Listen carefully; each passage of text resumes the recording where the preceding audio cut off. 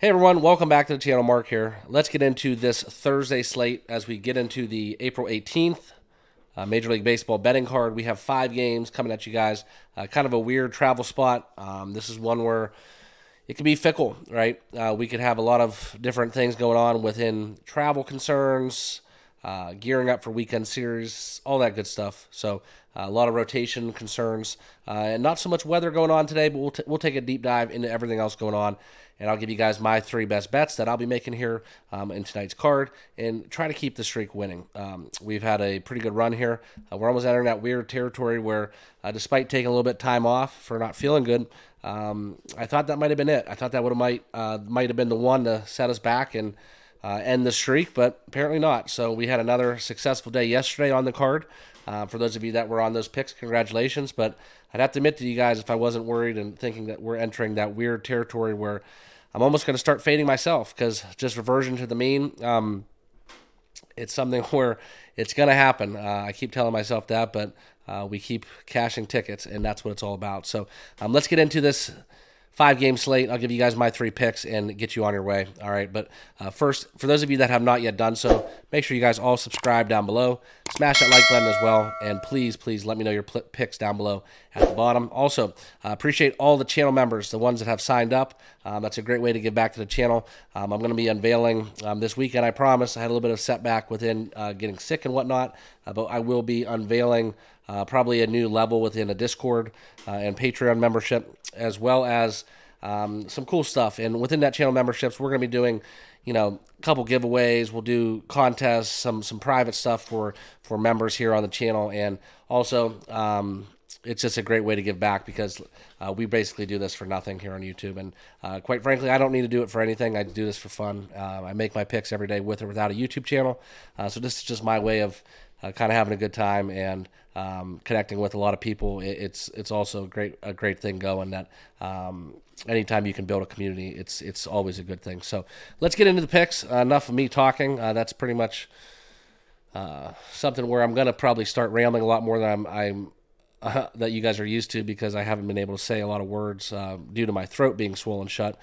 So when I get my voice back, I'm probably going to keep talking until you guys tell me to quit. So apologies for that in advance, okay? But first game up, and let's get into it. That is the Texas Rangers, Detroit Tigers. First pitch, 110. All right, this is one where we're going to hold off to the end, because this is actually going to be a multi-unit play for me. I'm going to take a little gamble here, and I'll give you guys that deeper analysis towards the end of this video, okay?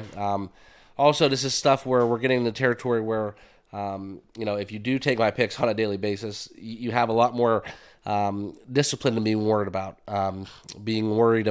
This is where you can get into late night situations. You had a couple drinks, so on and so forth. You just want action on a set game. Bankroll management, discipline, always key. All right. If you're not comfortable seeing a lot of money in your account, you always can withdraw. Restart. That's something that I like to do personally. I like to bet with my back up against the wall. Cash out the money, spend it, put in savings, whatever, and then that way, with your back up against the wall, you feel like you need to win a bet. And I feel like that's when I bet I have my most success betting. But sometimes when I'm on a streak and it's really hard to stay humble, and so that's just little things I do. But not too much strategy. It's just kind of it's just a way about how I do things on a day-to-day basis for me. Okay, obviously everybody's different. So if you like seeing your number and your account balance add up, then by all means let it add up. Okay, but that's just something I do. But back into the picks. The first game, like I said, will be a multi-unit play, and then I'm gonna give you guys my breakdown between this Rangers-Tigers game. So we'll hold off on that till the end. Okay, but there is only 5 games. The second game on the card, the Rays-Angels. I would lean towards taking the Rays here, -146. I like the Pepio props. He's 1-2 on the season, 5.4 ERA.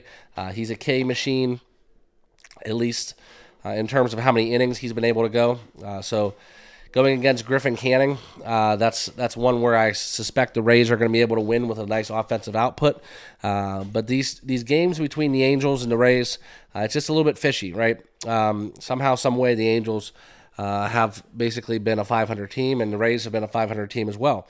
And what's interesting is, We look into these games. The last two ones have been 5-4 and 6-7 respectively.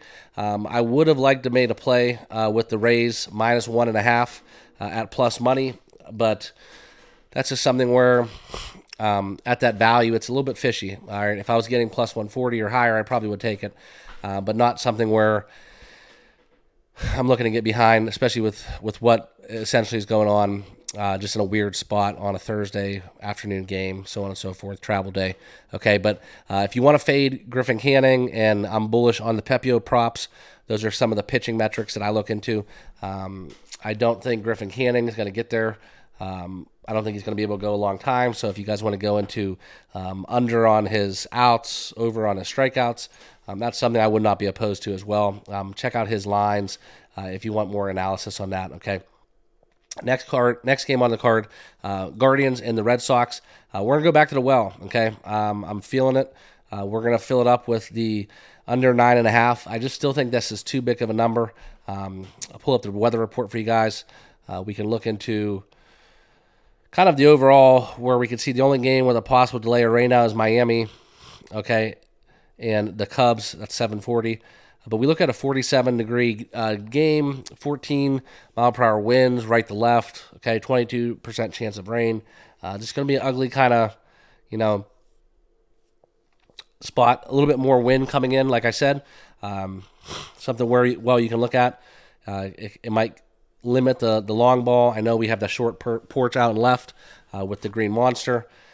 But that's something where I still look for, despite having a couple pitchers out there such as Carrasco and Bernardino. You can really look into the fact that Bernardino's been good by all accounts in his first start. Carrasco has not looked too shabby either, okay? And that's where I'll be taking the under in that game. I think 9.5 is way too many, especially last night. I know the pitching was a little bit better, but the Red Sox still only scored 3 runs against a very ill pitcher on the Guardians that they rolled out there. Really like Tanner Houck, by the way. Outstanding performance he did. A complete game, by the way.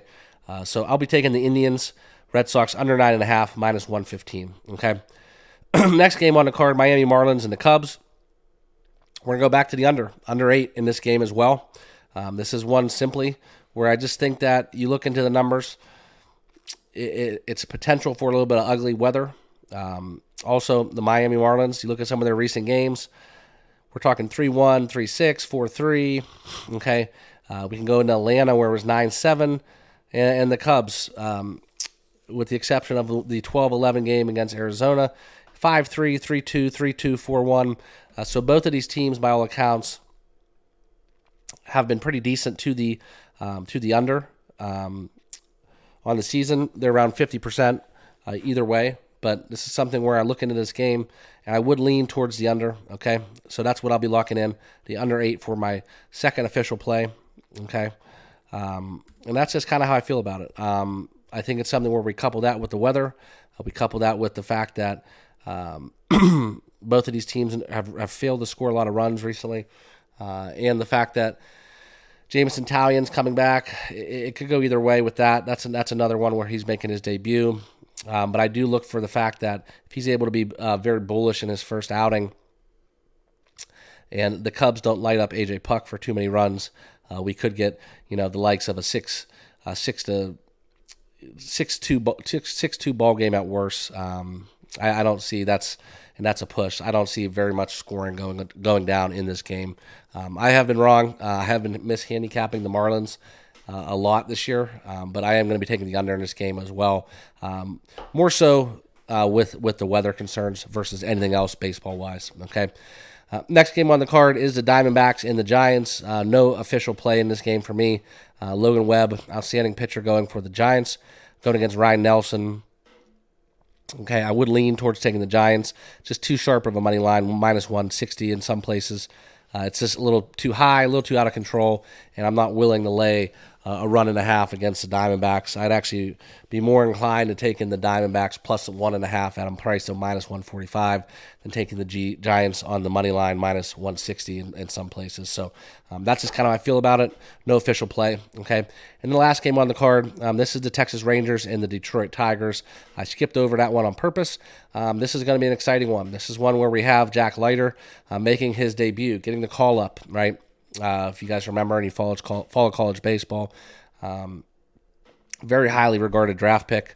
Okay, the son of I believe he played for the Tigers. Very, very fascinating story within this. Okay, excuse me, but we look at what he did coming out of college. I believe he went to Vanderbilt, if I'm not mistaken. And this is just a very kind of legendary pick. A very legendary moment for baseball fans. If you guys are into all that stuff, it's really cool when you see, the legacies get called up and whatnot. But yeah, it's something where they're going to make family history. And what do you know? He's going to face basically the Detroit Tigers. Okay, and Al Leiter is his dad. I'm trying to look it up just to be sure. Okay. Al Leiter, let me pull up the baseball reference. Okay, yeah, I am mistaken. He never played for the Tigers, played for the Yankees, kind of stayed out there. Yankees, Blue Jays, Marlins, Mets. Okay. For some reason, I thought he played for the Tigers, but I am mistaken. Anyways, so this will be his debut. Jack Leiter, for all accounts, was playing for Vanderbilt. I think when they had that really fascinating team, I think they had the best pitcher, the best position player in college baseball for that year. And this is something where it's going to be a big one because making his debut, I think it's going to be a big one for the Rangers ball club. They rally around the youngster. By all accounts, minor league performance has been really good. And now he's getting called up. So this is something, and it's scary, though, because they're still getting back the likes of Scherzer and DeGrom. That's just absolutely crazy. So you can do the math on that one with that rotation. So this is going to be one where I'm going to be tuning into his first start, but we are going to be going kind of out on a ledge right here. I know he's a rookie. I know he's young, but I just have a weird feeling about this. So I'm going to be taking a 2-unit play. So, I'm going to be doubling down on the Rangers. I think this is a very discounted price where, quite frankly, if you can get the Rangers on even money, especially against a team such as the Tigers, I think they have a shot to win any given game. So now I'm just looking to capitalize on a very cheap price because, frankly, he could go out there and throw a 7-inning gem and set the record books for a debut. Or, quite frankly, he could, look like a rookie, and it doesn't really matter. But I don't really care because I still think the Rangers can score enough runs to win this game, even if they were doing a staff game within their bullpen. So I am going to be doubling down 2 units on the Texas money line. Okay, and then that's just going to be a quick recap that I'm going to give you guys right here on the screen. Where we have the Texas money line, like I said, minus 102 price, 2 units, Cubs under 8, and the Indians under 9.5. Those will be my 3 official plays. Let's try to keep the streak running. Kind of past that point where I'm going to jinx myself, so quite frankly, I really don't care anymore. But I wish you guys all well on this Thursday slate. I like them when they're short like this. Gives you a little bit more of a room to take a deep dive and figure out what exactly is going to go on. It's easier to handicap these shorter cards, in my opinion. And it works both ways, too. It allows the sports books to have a better understanding of what's going on as well. So, but those will be my 3 official plays, the games that I'm targeting. Like I said, though, I would favor the Rays and potentially even the Diamondbacks plus 1.5 if I was going to give leans in those other 2 contests. But these will be the 3 things that I'm betting today. So I wish you guys all good luck. Thanks again for joining the channel. Also, make sure you guys subscribe if you have not yet done so down below. My apologies if I'm talking slower or the style's a little different or it's off. It's going to be a while till I get my voice back 100%. So thanks for bearing with me. Apologies if it's too much. Please turn on your closed captioning, and we'll see you guys all tomorrow in the next video. Cheers.